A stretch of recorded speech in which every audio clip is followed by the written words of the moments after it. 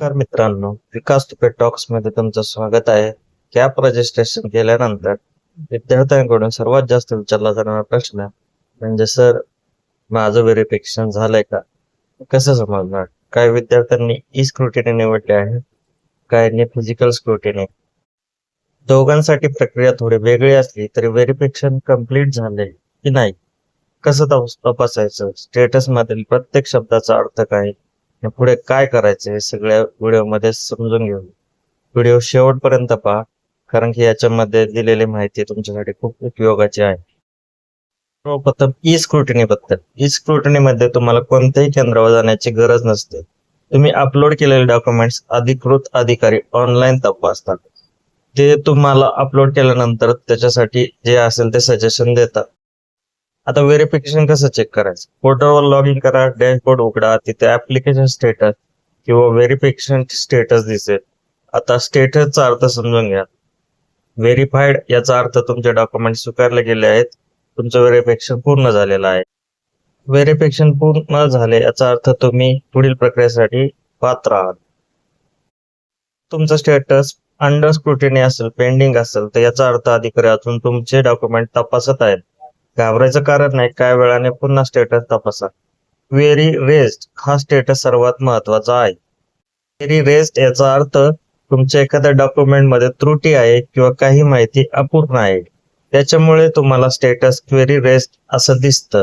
So ती query तुम्ही समजून घ्यायची आहे आणि त्याच्यामध्ये आवश्यक ते बदल करणं गरजेचं असतं. क्वेरी अशा प्रकारच्या असू शकतात: अस्पष्ट डॉक्युमेंट, चुकीचं सर्टिफिकेट, माहितीतील फरक, आवश्यक डॉक्युमेंट अपलोड न करणे. अशा वेळेस पोर्टलवर दिलेल्या सूचनांनुसार दुरुस्ती करून पहा आणि सबमिट करा. याचा अर्थ काय? अस्पष्ट डॉक्युमेंट म्हणजे तुम्ही जर एखादं डॉक्युमेंट टाकले ते क्लिअर दिसत नसेल, स्कॅन व्यवस्थित झालं नसेल, तर तुम्हाला ते डॉक्युमेंट बदलावं लागतं. त्याच्या जागी क्लिअर स्पष्ट दिसणारं डॉक्युमेंट टाकावं लागेल.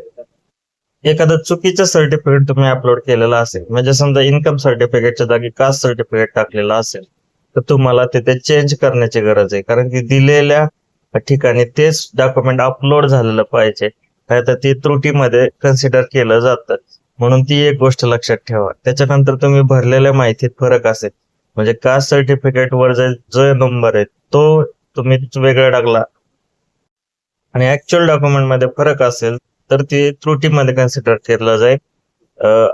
एखादं आवश्यक डॉक्युमेंट तुम्ही अपलोडच केलं नसेल, ते राहिलं असेल, तर ही ई स्क्रुटिनी मध्ये तुम्हाला तसे मेसेज येतो आणि तुम्हाला ते चेंज करावं लागतं, आवश्यक ते डॉक्युमेंट अपलोड करावं लागतं. अशा वेळेस पोर्टलवर दिलेल्या सूचनांनुसार दुरुस्ती करून पहा आणि सबमिट करा. फिजिकल स्क्रुटिनी निवडल्यास तुम्हाला स्क्रुटिनी सेंटरला स्वतः जाऊन मूळ कागदपत्रे दाखवावी लागतात. अधिकारी सर्व डॉक्युमेंट तपासतात. व्हेरिफिकेशन पूर्ण झाल्यावर तुम्हाला रिसिप्ट कम अक्नॉलेजमेंट दिली जाते. हे तुम्हाला स्क्रुटिनी सेंटरला जावे लागेल. तिथले जे अधिकारी असतात ते तुमचे ओरिजिनल डॉक्युमेंट्स पाहून तुम्हाला रिसिप्ट कम अक्नॉलेजमेंट तुम्हाला देतात. रिसिप्ट खूप महत्वाची आहे, ती सुरक्षित ठेवा. त्यानंतर पोर्टलवर लॉग इन करून स्टेटस तपासा. जर स्टेटस व्हेरीफाईड दिसत असेल तर सर्व प्रक्रिया पूर्ण झाली आहे. जर काही कारणामुळे स्टेटस अपडेट झाला नसेल तर रिसिप्ट सोबत संबंधित स्क्रुटिनी सेंटरला संपर्क साधा. कधी कधी पोर्टलवर स्टेटस अपडेट्स होण्यासाठी थोडासा वेळ लागू शकतो, म्हणून आपणास स्टेटस चेक करणं खूप महत्वाचं आहे. जर तुम्हाला ओके असेल तर तुम्ही पात्र राहा. विद्यार्थ्यांच्या काही सामान्य चुका ज्याच्यामुळे त्यांना त्रास होतो. पहिली गोष्ट, रजिस्ट्रेशन केल्यानंतर पोर्टलवर पुन्हा चेक न करणे, ज्याच्यामुळे त्यांना आपलं स्टेटस अपडेटेड लक्षात येत नाही आणि ज्यावेळेस कॅप राऊंड सुरुवात होतं ऑप्शन फॉर्म भरायला, त्यावेळेस हे पुन्हा दिसतात आणि मग ऑप्शन फॉर्म भरताना प्रॉब्लेम येतो. काही मुलं क्वेरी आली तरी वेळेत उत्तर देत नाहीत, त्याच्यामुळे ती क्वेरी पेंडिंग राहते आणि त्यांचं स्टेटस त्यांना वाटतं व्हेरीफाईड झालेलं आहे, पण तसं नसतं. ते क्वेरी वेळेत चेक करून ते रिझॉल्व्ह करणं खूप गरजेचं असतं.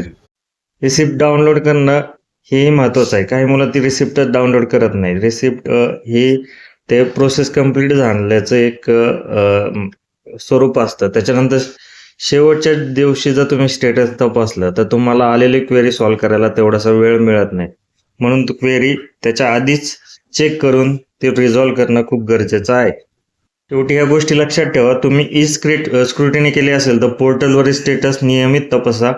जर फिजिकल स्क्रुटिनी केली असेल तर रिसिप्ट कप एक्नॉलेजमेंट घ्या आणि पोर्टलवर व्हेरीफाईड स्टेटस दिसतोय का तेही तपासता. तुमच्या डॅशबोर्डवर सध्या कोणता स्टेटस दिसतो?